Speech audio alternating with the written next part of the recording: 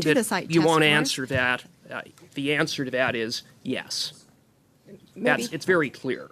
Maybe, Mr. Chair, if you'll permit me to add a little bit of elaboration to the response. I don't need a further elaboration because my time is limited. Oh, yeah. Ms. Lloyd, you indicated that the site task force did not observe foreign interference activities that rose to the level of threatening Canada's ability to have a free and fair election pursuant to the Cabinet Directive on the Critical Election Incident Public Protocol. I would hope you would concede that's a high threshold to meet. Mr. Chair, through you, thank you for the member's question. The threshold for that determination is set according to the Critical Election Incident Public Protocol, and the job of the site task force members was to ensure that we put all instances of reported threats to Canada's security, be it foreign interference or threats from violent extremism, before the panel for their consideration. Well, it is a high threshold because it would be national in scope, wouldn't it? We're talking about compromising the ability to have a free and fair election across Canada. That's the standard.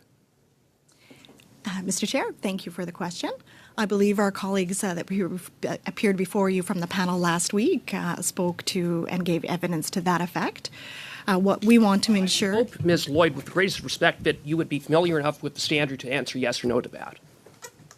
Thank you to the member for the question. What I will reiterate is that the job of the site member task force was to ensure that we had communicated sufficiently with Canadians such that it was clear that individual candidates, campaigns, I gave you Canadians, a very simple, I'm not trying to be adversarial here, but I am trying to get some basic answers.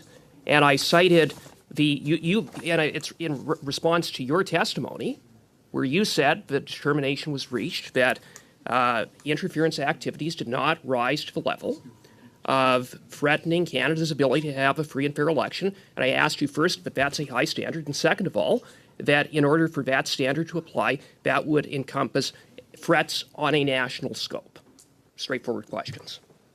Just an answer, please. Mr. Chair, thank you. I'll reiterate that the determination whether the threshold has been met is one that is made not by the site task force members but by the panel, and that our responsibility in this process is to ensure that the ability for Canadians, campaigns and candidates to report to the site task force... You won't answer that. The answer to that is yes. It's very clear. Maybe, Mr. Chair, if you'll permit me to add a little bit of elaboration to the response. I don't need a further elaboration because my time is limited. We know that Beijing targeted Conservative candidate Joe Tay in Don Valley North. In addition to Don Valley North, and how many other ridings were foreign interference activities detected during the 2025 election?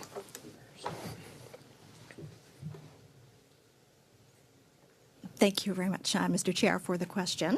What I can tell the committee is that the site task force ensured that prior to the election, all security cleared representatives of the parties were provided the mechanism to ensure that all campaigns and individual candidates had the ability to report to site instances where they felt that foreign interference or other threats to the election could have Ms. Lloyd, the site task force gathers intelligence and information. It provides it to the panel. The panel is tasked with the Cabinet Directive that includes informing candidates, that determines whether to go public, that determines whether threats reach the level of compromising an election on a national scale. I just asked you a simple question. How many ridings, aside from Don Valley North, were targeted? Thank you, Mr. Chair. I'm not able to provide you the number of reports that came into the site task force. What I can assure the committee is that all incidents that were reported by the public, by candidates if you can't provide a number, then provided. can someone on the panel provide a number? Point of order, Mr. Chair. Isn't it the witness supposed to have the same time as the question to answer? It's Mr. Cooper's time. We've paused it. It is Mr. Cooper's time to address it. I guess typically that is what the case is. But if there is a lead up and a what is typically a yes or no question, or a leading question, as we'd call it back when I was practicing law. It was, I think, a short answer would be expected. So it is the member's time, and I'll turn it back to Mr. Cooper. Maybe if I can add. Thank you very much, Mr. Chair. So what I can say is that we worked across all our mandates. So each of the agencies who's a member of CITE looked across threats coming to any and all ridings and really made sure that we were putting together that intelligence to inform the panel.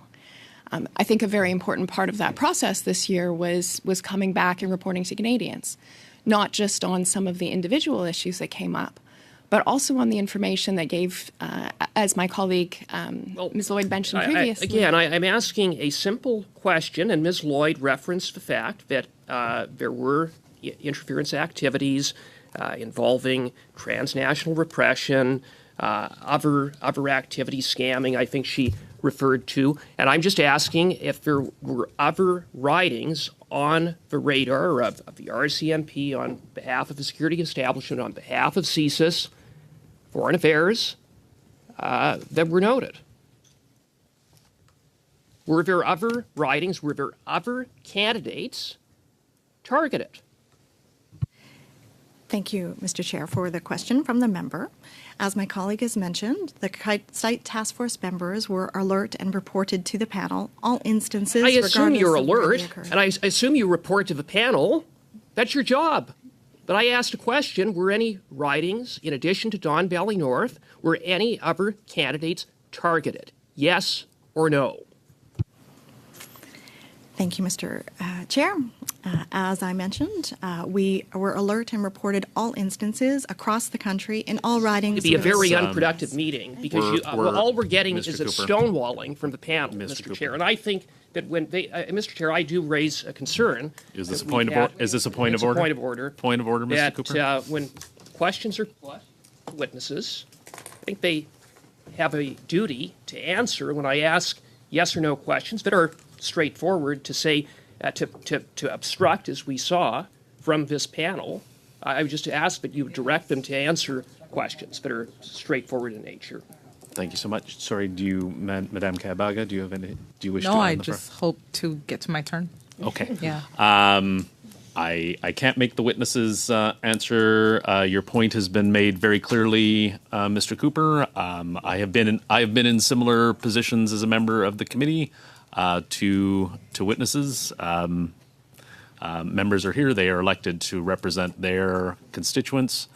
If there are reasons, be it for national security issues that are classified, perhaps those can be explained. But the expectation from members of this committee, if those issues are not classified, if they are not something that that members' questions should be addressed specifically, we have a lot of time left, and it will be a long committee meeting if this information isn't classified and members' questions aren't answered. Just a reminder, gang, smash the like, hit subscribe. We work really hard at this stuff. Let's get back to the video. I'm just picking up on where Mr. Cooper left off. I think Canadians are quite concerned about this example of Don Valley North. It was shocking to me, frankly, and it's shocking to many of my constituents as a new member of Parliament that I talked to. So in what other constituencies were foreign interference activities detected during the 2025 election? Chair, and to the member for the follow-up question. Perhaps I'll answer it this way. It's important to remind Canadians that the CITE member task force investigate threat activities of foreign states as it relates to foreign interference and individual entities that are of concern from the violent extremism perspective.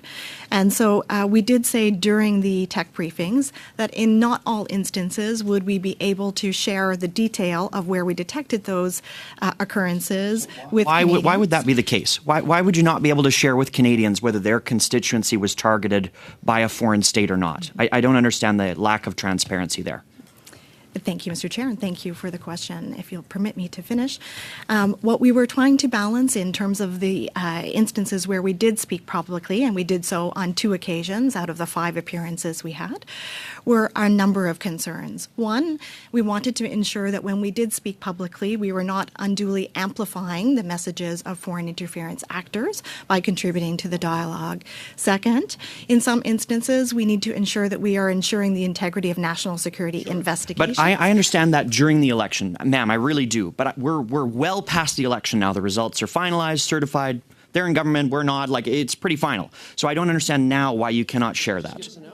Just give us the number of seats. Maybe I can pop in and provide a bit of additional context. So, thank you very much for the question. We look all the time at threats. So while CSIS stands up for enhanced monitoring during an election period or a by-election period, we all work together as colleagues, and our teams all work together as colleagues all the time. And if we see any threat, whether it be a foreign interference threat, for example, threatening our democratic processes, it's something that we would work together to address under our own mandates at any time. So was my seat targeted? Do you think I have the right to know that as a member of Parliament? So what I can tell thank you, Mr. Chair, through you. So what I can tell the member is that during the course of the election, the security-cleared representatives of each and all the parties were provided both with unclassified and classified briefs, and we ensured that any information that was reported to the site task force was understood during those conversations.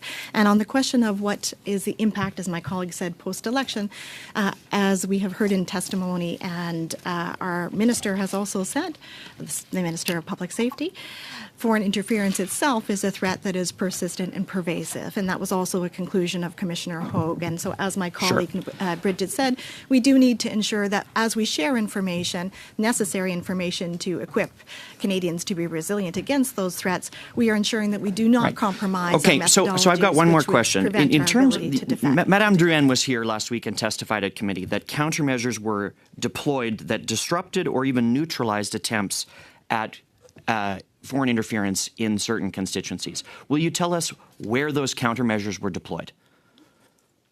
Thank you, Mr. Chair. I appreciate that I will frustrate the member with my answer, but it is important that we maintain as operational agencies the ability to protect our methodologies and our investigations that are an ongoing effort to ensure that Canadians are protected from the efforts of hostile states.